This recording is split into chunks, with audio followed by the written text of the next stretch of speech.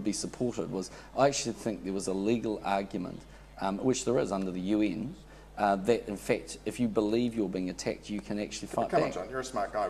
They weren't being attacked by Iraq. Well, the question was Iraq the basis of did they harbour terrorism and support terrorism through their activities? Saddam Hussein hated Osama bin Laden.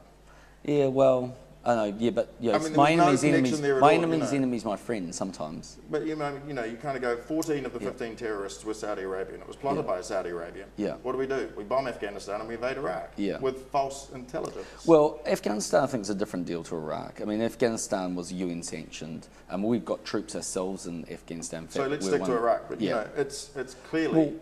Well, I think there's I think what the world knows is, look, there is a misunderstanding if you believe you can go into those regimes where there's been a dictator who's essentially through oppression managed to suppress a number of warring factions. But do you honestly believe that the Coalition of the Willing invaded Iraq because they thought that there was an imminent threat to Western society, or because of oil? I don't think it's about oil. Look, my own personal There may be an argument about oil supply, but I think the bottom line was, I think back in 2002, they genuinely believed that Iraq had weapons of mass destruction. Because they sold them to them.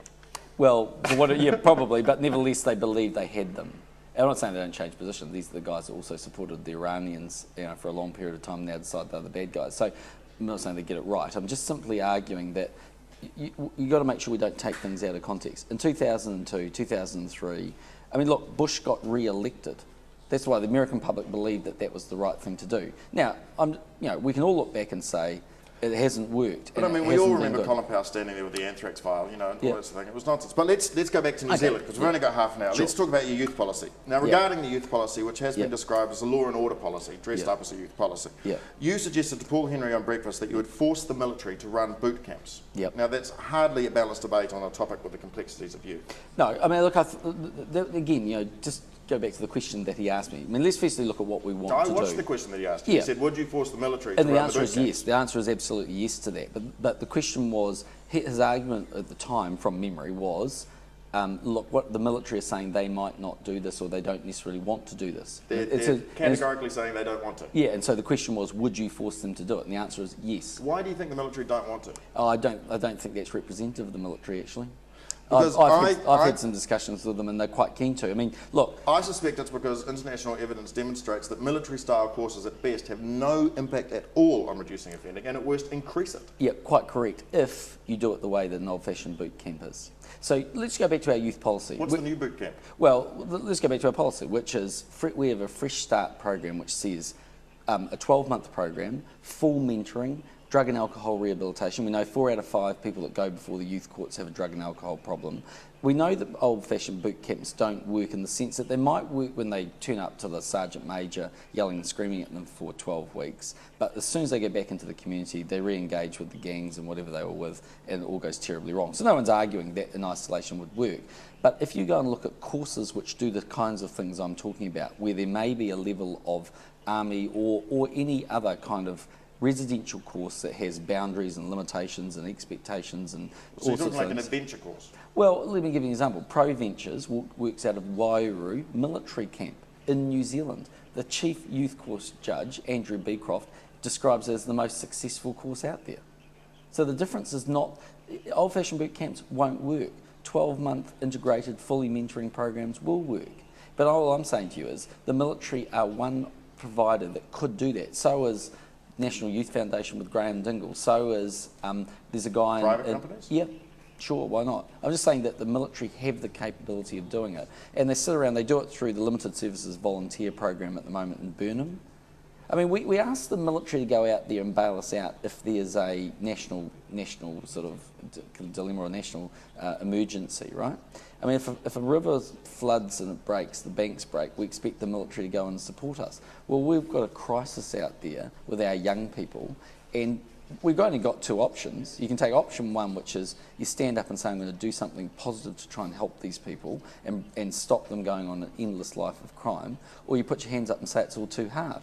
And the current government says it's all too hard, and I'm not afraid to say I'm going to try and make a positive difference. One of the things that got me is that in that speech, you didn't really mention the fact that the majority of young people are actually doing great. That's actually not true. Go and have a look at it. The front part of the speech says, look, youth are fantastic in New Zealand, they do really well, but let's acknowledge that there's a big group who have educational issues, 20% actually, and then there's a very small but hardcore group which are causing havoc out there. And all I'm saying to you is people, I think, are entitled to feel safe in their community. You're entitled to go to a nightclub on Saturday night and not think that you're going to get bashed with an iron bar over the head when you come home because you've had a few drinks on Saturday night. By focusing on youth, aren't you really just cashing in on the latest, media burp that passes for news coverage in the summer? No. I mean, we wrote the speech in September. I mean, it's well documented that I went to see Andrew Beecroft in October. I mean, Michael Cullen knows that because as Attorney General, he had to clear the meeting. The future of your country is around young people, and we've got 20% of young people who are leaving with grossly inadequate literacy and numeracy skills. Do you have any plans to help with the massive STD rate in this country, or the fact that we have one of the highest pregnancy rates in the OECD? Yeah, I mean, yesterday I went to the Big Gay Out. I made it very clear that we'll continue and we want to support the New Zealand AIDS Foundation. I mean, look, we need to put money in educational things. We already are, and I think the sort of programs we have make sense. Can you give me your definition of a tag? A tag, yeah, I think a tag is a mindless sort of act of vandalism on someone's property. Why do you think they do it then? Because I think it's anti-establishment. It's kind of like, they do it because they don't think through the ramifications for the people that have the tag inflicted on them, and partly because it's a macho thing to do to demonstrate their gang colours.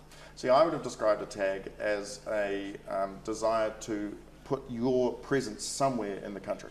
That living in a country where they have no connection to it, they have no real strong feeling to it, that sometimes if you put your name on something, it gives you the ability to feel that you are part of something. Yeah, I reckon you're taking a pretty optimistic view of it. I mean, look, what we know is that when people put up these sort of graffiti walls where it's sanctioned, some people go and do some amazing artwork and it's pretty cool, but there's still a whole lot of people who climb up on something and tag it. And all I'm saying, I don't like tagging either.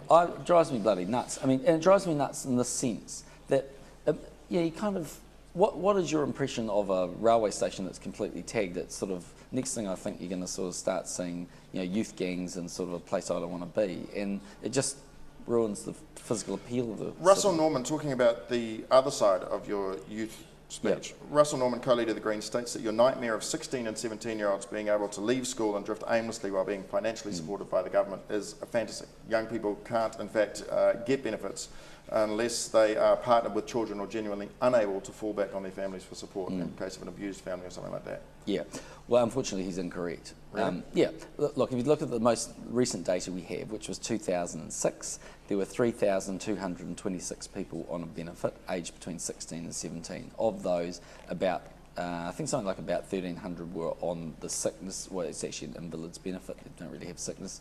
About 1,400 were on independent youth benefit, and the balance were on the DPB. So 626 16 and 17-year-olds were on the DPB, and our argument is not just do anything. But then surely Russell Norman would say that the rest of that 3,000 that aren't on the DPB are there because their families are either abusive or unable to support them. Well, all I'm saying is, look, if you're 16 or 17 and you're capable of working, or you're capable of being in education, or you're capable of being in training, I think you should be, and therefore continue to be paid the independent youth benefit. So there's plenty of 16-year-olds that go to school that get the independent youth benefit, right? And they go there because you're quite right, they don't have a mum and dad, they've got to pay their living conditions. All I'm saying is, if you're capable of either working or training, and you're 16 or 17 and you won't go and do that, if we don't give them a shock and say, look, we're not going to pay your independent youth benefit if you don't do that, then they will be state dependent not only at 16 but 26, 36 and 46. I mean, isn't the reason they can't get a job that they don't have? Couldn't that youth guarantee of guaranteeing them, an investment, couldn't that almost make them want to leave school early?